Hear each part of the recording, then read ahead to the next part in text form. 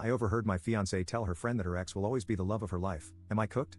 My fiance, 31F, and I, 33M, got engaged in October last year, and we have been in a relationship for 5 years now. Everything has been great, and I can honestly say that I've never met anyone who comes close to her. She's been the love of my life for sure. I've known her most of my life. We grew up on the same street just round the corner from each other. Her mom and dad still stay in the same house, and I still stay in the same house I grew up in, which my mom left to me when she passed away in 2014. We still don't officially live together yet, but for all intents and purposes, she lives here. Her parents and she are really close, though, and she still has her bedroom there and will occasionally spend the night there, but she's never away from here.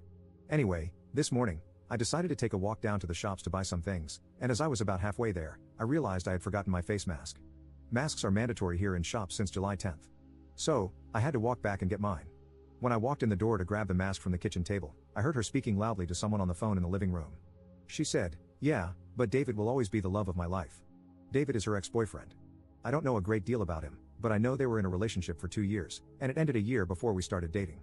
He also dumped her. I just grabbed my mask and walked back out. Just as I got to the shops, I felt weird, and I had to sit down as my mind was going in 1,000 different directions. I eventually got back home, and I immediately told her I felt sick and sent her back to her parents' house, as I didn't want her around while I was ill.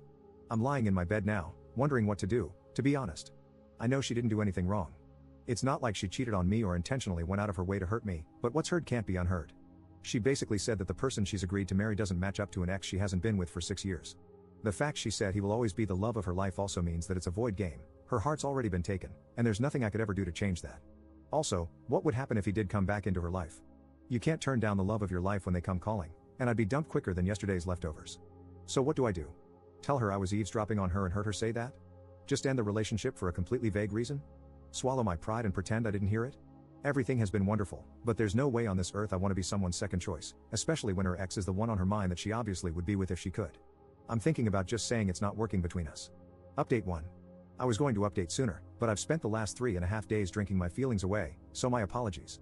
But I'll warn you, this is not a good update. Right, so after posting and receiving some advice on Reddit, on Thursday, I was thinking of telling her to come over at night so we could talk, but I settled on Friday morning instead as I wanted to get my head in a clearer state.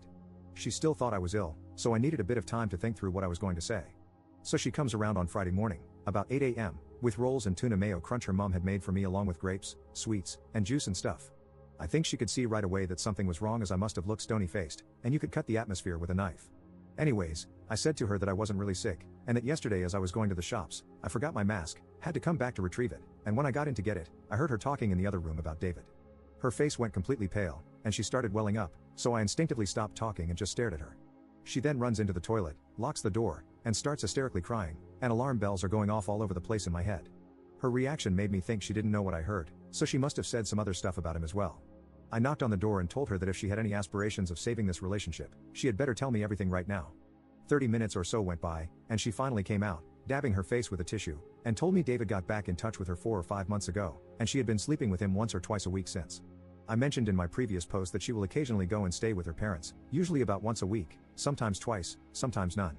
The thing is, I've popped around myself dozens of times over the years to speak to her mom or dad, watch TV, or anything at all really without informing her, and she's always been there, so it's just become routine, and I've never thought any more of it. This has obviously been the times that she's gone to meet David. All I can think of is that the snippet of conversation I heard her having was her friend or something helping her choose between David and me. When I heard this, I lost it. I kicked her out, grabbed handfuls of her stuff, put it in bin bags, and threw it out the door into the front garden. She's still standing there, by the way. I then grabbed my garden hose and drenched the bags with it. I'm not proud of that, it was extremely petty, and in hindsight, I should never have done that. At this point, she ran round to her house, and about a minute later, her dad comes rampaging round, screaming. Her dad and I end up rolling around the front garden fighting, at about 9 a.m. in the morning no less.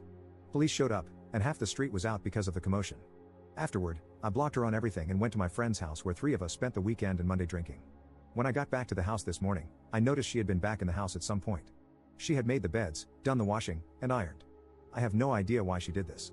As I'm writing this, she's tried to get in again. I haven't been able to change the locks yet, so I put the door chains on the front and back door, and I heard the chains clanging as she tried to get in. There's also a note that she's put through the door. I don't even want to read it right now. I'm too hurt, hungry, and hungover to even think about what she has to say. Update 2. Since everything that has happened, things have taken a turn for the worse. As many of you mentioned I should do, I sent an email to her father, explaining my side of the story and apologizing for taking things public and embarrassing his daughter, but as I said previously, I acted instinctively. I didn't apologize for fighting him as I was reacting to him coming at me.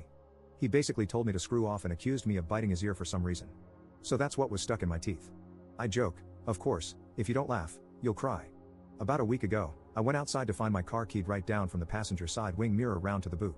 Last Sunday, I was walking down the road to meet a friend at the Arches, a place where we occasionally hang out and walk from an arched bridge, and as I was turning the corner, a friend of a friend called me a disgrace. I asked how I am a disgrace, and she told me that I'm a disgrace for beating up my ex-fiancée. Let's just be clear here, I've never laid a finger on her in my life. Either her father, or someone else is perpetuating this lie, and me throwing her stuff out and hosing it has obviously given this an authenticity. I haven't spoken to my ex, and she hasn't tried to contact me anymore. I think they're all on the same page now, that I'm the bad guy. I've got the ball rolling in putting my house up for sale. I can't live here anymore. I wish I still had my mom to lean on, she would make things better. Sorry for the crappy update. Update 3. Hey, wow, so it's been a year since I last posted. Firstly, I want to thank everyone who has reached out. I've tried to reply to everyone, and hopefully, this update will help. I am still in my house, but I will be renting it out rather than selling it. I can't in good conscience give up something that was my mom's and has been in the family for generations. I have since spoken to the father, and I understand why the family circled the wagons, but to throw me under the bus so brutally was genuinely ridiculous. Collateral damage to me and my name is alright, apparently. I've only known them my entire life. All in all, I feel like I was in the midst of a crap storm that changed course. Still struggling, but feeling a lot better now that I've got an umbrella and a roadmap. I would also like to note that I posted on social media giving my side of the story. Whether or not that was right or not is up for debate, I guess, but it was after I'd let those close to me discreetly spread it first, so I felt the time was right. Her side is still singing off the same hymn sheet, but I'm hoping neutrals will see things from my side.